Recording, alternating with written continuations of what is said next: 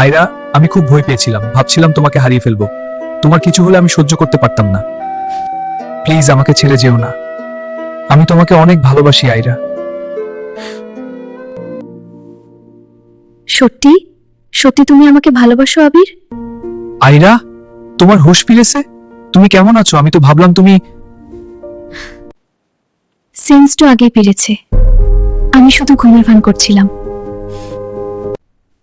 যাতে দেখি আমার এই অবস্থাতে তুমি কি করো। কিন্তু তুমি যা বললে তা কি সত্যি আবির? তুমি আমাকে ভালোবাসো? না না, এমনি বলছিলাম অসব। তো অবশেষে আবির আর আয়রা এক হলো। তো বন্ধুরা, তোমাদের কি মনে হয় পরের এপিসোডগুলোতে কি কি হতে চলেছে? গল্পের গভীরতা কিন্তু শুরু হয়ে গেছে, তাই একটাও এপিসোড মিস করা যাবে না। তার জন্য বেশি বেশি লাইক করো, কমেন্ট করো, শেয়ার করো, আর অবশ্যই সাবস্ক্রাইব করবে কিন্তু।